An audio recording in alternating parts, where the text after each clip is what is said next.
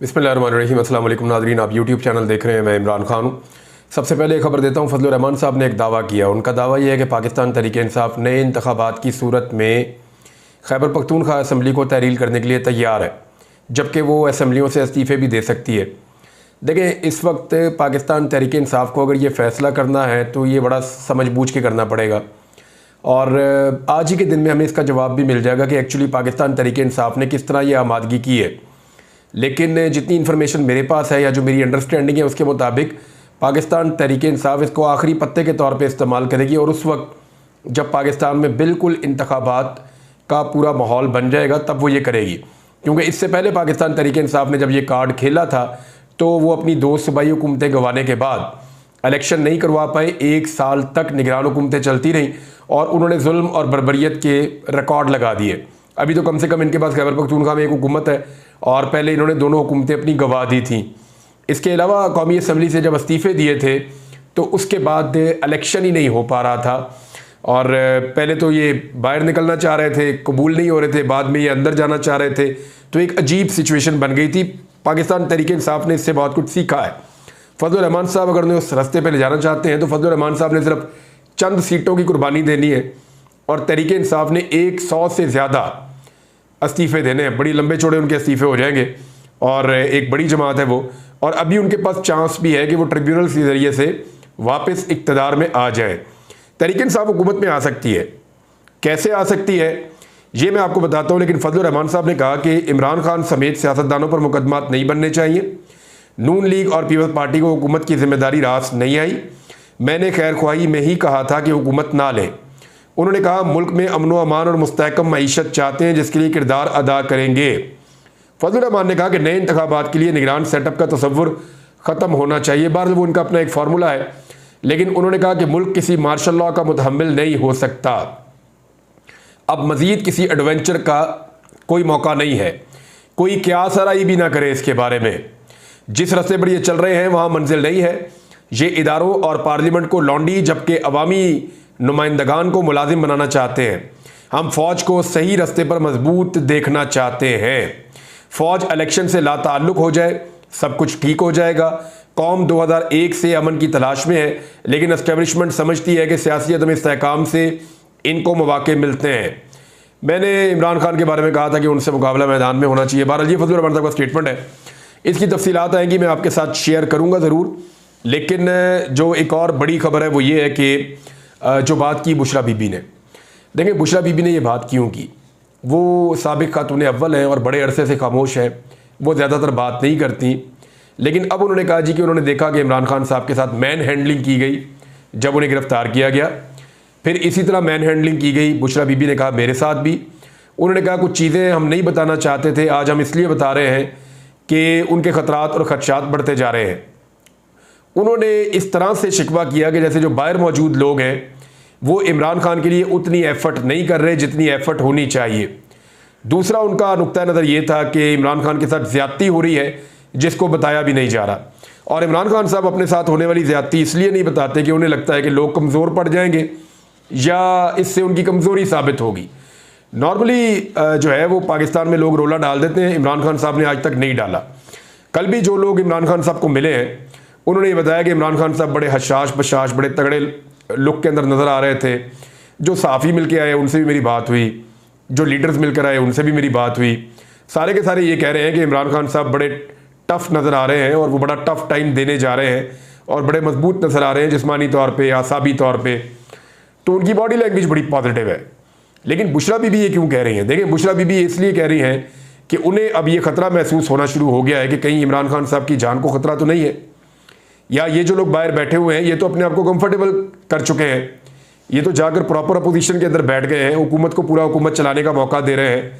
जब इन्हें कहा जाता है जलसा करो तो ये कोई ना कोई बहाना कर देते हैं। पंजाब के अंदर कोई क़यादत निकलने के लिए तैयार नहीं है। तो उनके जो खदशात हैं या उनके जो गिले हैं वो इसलिए भी जायज़ है कि आप गौर कीजिए कि मेंबर कौमी असम्बली गायब हो गए। अमीर सुल्तान साहबजादा अमीर सुल्तान जंग से वो गायब हो गए और उनको अगवा कर दिया गया, जबरी तौर पे उन्हें गुमशुदा किया गया, नामालूम मकाम पे उनको मुंतकिल कर दिया गया। फिर वो वापस आ गए 4-5 दिन के बाद। लेकिन इस बीच में जो बाकी MNAs हैं उनकी तादाद तो लगभग 80-90 के करीब है, ठीक ठाक तादाद है इनकी, इन्होंने कुछ किया ही नहीं। यानी ये सुप्रीम कोर्ट ऑफ पाकिस्तान में सारे इकट्ठे होकर जा सकते थे, ये उनकी तस्वीरें उठाकर एक ऐसा प्रोटेस्ट कर सकते थे कि पूरी दुनिया के अंदर वो छप जाता, ये आलमी सतह पे इशू उठा सकते थे, लेकिन किसी ने कुछ किया ही नहीं। यानी बहुत नॉर्मल लिया इस चीज़ को। अभी 12 बंदे गुज़िश्ता चंद दिनों में पाकिस्तान तहरीक-ए-इंसाफ के 12 अहम कारकुनान गिरफ्तार हो गए। उन सबका ताल्लुक सोशल मीडिया या उनकी मीडिया टीम के साथ है। अच्छा, ये गिरफ्तार नहीं हुए, ये लगभग गायब हो गए सारे बंदे। अब 12 के करीब बंदे गालिबन इनके गायब हैं गुज़िश्ता चंद दिनों से, और तहरीक-ए-इंसाफ आपको कहीं नज़र नहीं आ रही।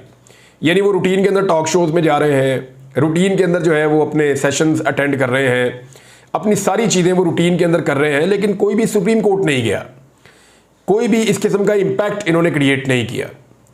अब एक खातून जो है वो इस्लामाबाद से रिहाई उनकी हुई है, सनम जावेद की, उसमें भी पाकिस्तान तहरीक-ए-इंसाफ का कोई ऐसा सच रोल नहीं है।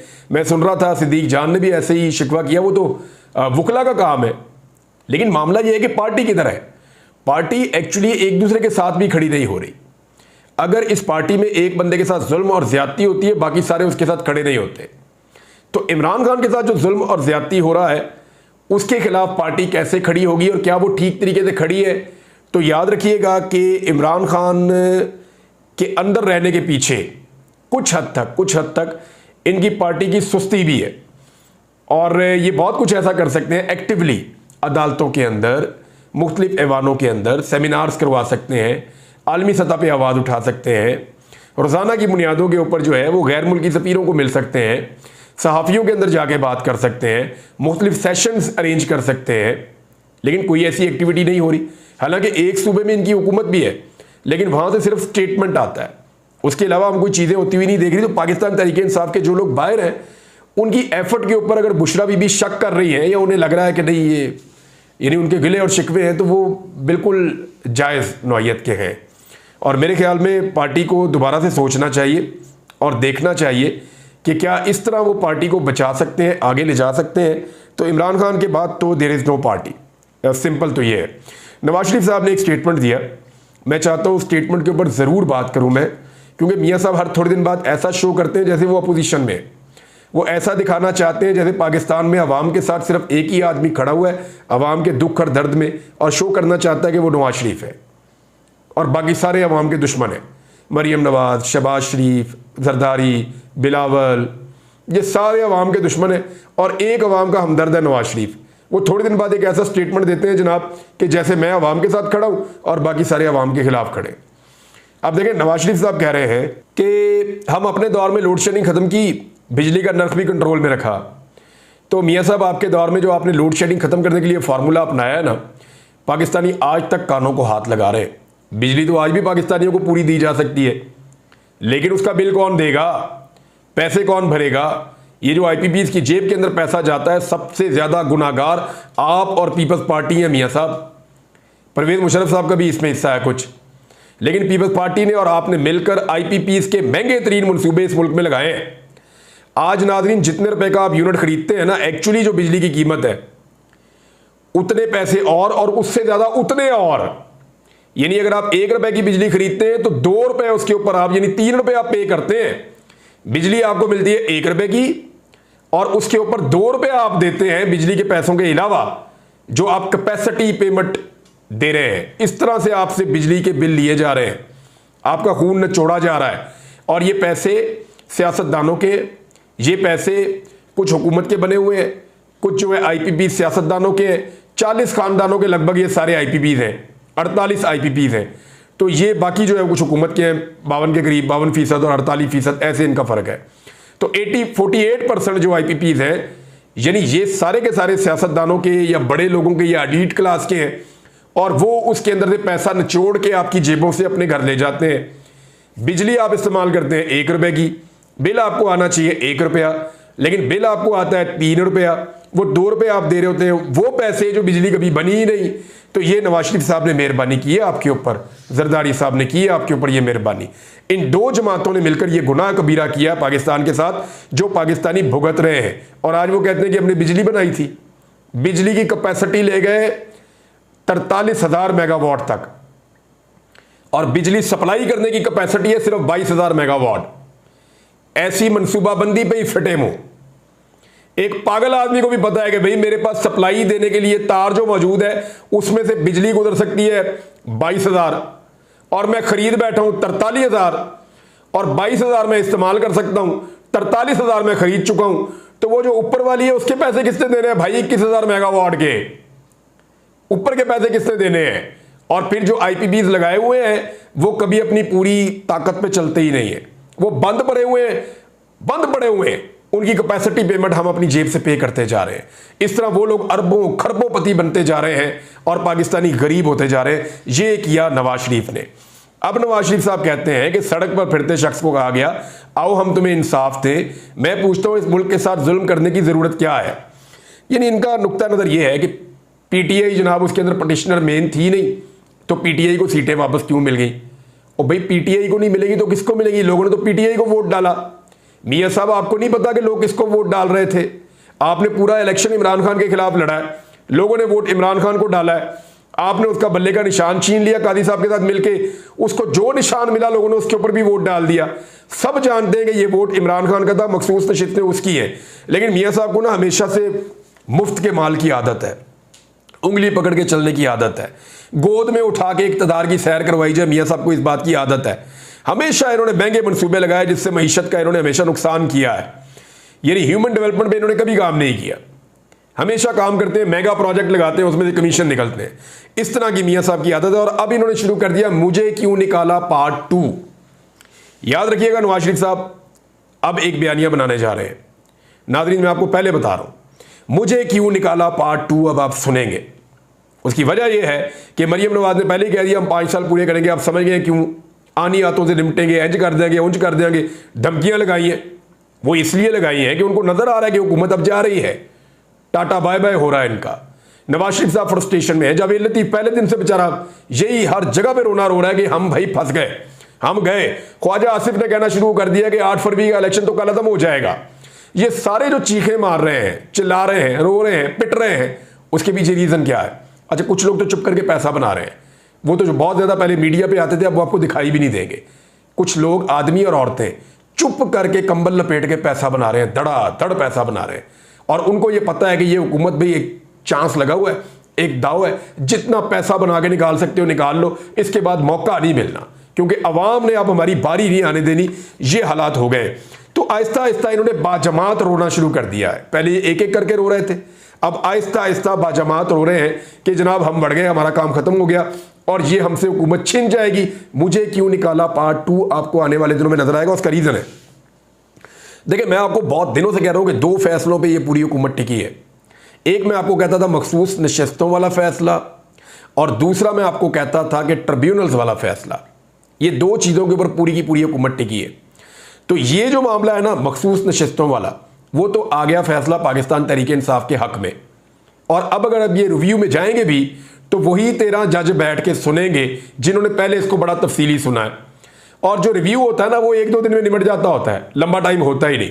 तो उन 8 जजेस की राय कैसे तब्दील होगी, 2 जजेस को कैसे काबू किया जाएगा, इसके ऊपर दिन रात काम हो रहा है। लेकिन सितंबर के दूसरे हफ्ते तक पुलों के नीचे से बहुत पानी निकल गया होगा तो ये तो कोई सोचे भी ना कि ये सीटें वापस मिल जाएंगी। क्योंकि अगर ये सीटें वापस कादी साहब को मिल गई, कादी साहब को मैं इसलिए कह रहा हूं कि कादी साहब की मंशा के मुताबिक अगर ये फैसला आ गया तो याद रखिएगा फिर कादी साहब 3 साल नहीं जाते। कादी साहब फिर यहीं बैठ जाएंगे एक्सटेंशन लेकर और ये हुकूमत उनके जरिए से हर वो काम करेगी जो ये अब तक करती चली आ रही है। और जज साहिबान भी शायद ऐसा नहीं चाहेंगे, लिहाजा इसमें से एक आधा जज तोड़ना शायद मुमकिन हो जाए, 2 जज इकट्ठे तोड़ना शायद मुमकिन नहीं है। ये फैसला पहले 5-8 से आ गया, दोबारा 7-6 से आ जाएगा मैक्सिमम, इससे ज्यादा कुछ नहीं होगा। तो एक तो ये है, ये तो फैसला आ चुका है। दूसरा मैंने आपको बताया था ट्रिब्यूनल्स वाला मामला, इसमें कानून तब्दील करने की भी कोशिश की जा रही है कि हमारी मर्जी के मुताबिक रिटायर्ड जज जो है वो ट्रिब्यूनल में घुसा दिया जाए और उनको लगा दिया जाए। वजह यह है कि जब रिटायर्ड जज लगेंगे तो वो हम अपनी मर्जी के लगाएंगे, जैसे अभी एडहॉक जजेस लाए गए हैं, तो हम उनके जरिए से भी ट्रिब्यूनल के अंदर मामलात को मैनिपुलेट करेंगे और इस तरीके से करेंगे कि हमारी सीटें बच जाएं। अब मामला यह है कि इस्लामाबाद की जो 3 सीटें हैं उसके ऊपर ट्रिब्यूनल अपना फैसला करने के करीब पहुंचा हुआ है और वहां पे chief justice Islamabad high court Aamir Farooq साहब ने इस मामले को पेंड किया हुआ है, रोका हुआ है, अभी फिलहाल स्टे दिया हुआ है। इसी तरह बाकी पाकिस्तान में कादी फायदी साहब के पास केस लगा हुआ है। लेकिन अच्छी बात यह है कि लाहौर हाई कोर्ट की नई चीफ जस्टिस अपने मुअज़्ज़िज़ साथी जजेस के साथ खड़ी हो गई हैं और उन्होंने कहा जी मेरे 8 जजेस पे मुझे पूरा एतमाद है और एतबार है, मैं उन्हें तब्दील नहीं करूंगी, एक को भी वो जो काम कर रहे हैं ट्रिब्यूनल में वही काम करेंगे। इलेक्शन कमीशन को दिया उन्होंने साफ और चिट्टा जवाब। अब कादी फायदी साहब के कोर्ट में बॉल है कि वो क्या करते हैं। कादी साहब इसको कब तक रोक सकते हैं? मैक्सिमम अक्टूबर तक, जब तक वो रिटायर नहीं होंगे। जैसे ही वो रिटायर होंगे तो फिर क्या होगा? देखें, ये पत्तों की तरह झड़ेंगी जाली फार्म 47 के ऊपर ली हुई सीटें। इसके साथ होना क्या है जरा ये आप गौर कर लीजिए। जो सीटें फौरन चली जाएंगी, पीटीआई के बकौल उनसे 90 सीटें छीनी गई हैं। इस वक्त पाकिस्तान तहरीक इंसाफ के पास लगभग इतनी सीटें हैं और जब मखसूस नशिस्तें उन्हें मिलेंगी तो वो सबसे बड़ी पॉलिटिकल पार्टी पार्लियामेंट में बन जाएंगे। उनको अगर उनकी जीती हुई सीटों में से आधी भी वापस मिल गई ना तो वो सादा अक्सरियत के साथ हुकूमत बना लेंगे। 2/3 अक्सरियत तो नहीं मिलेगी, लेकिन फौरी तौर पर वो अकेले सादा अक्सरियत के साथ हुकूमत बनाने की पोजीशन में पाकिस्तान तहरीक इंसाफ आ जाएगी। कैसे? जो बड़ी बड़ी सीटें खतरे में, जरा ये देख लीजिए आप। एक तो नवाज शरीफ साहब खुद खतरे में है, मरियम नवाज की सीट हार चुकी है, खतरे में है।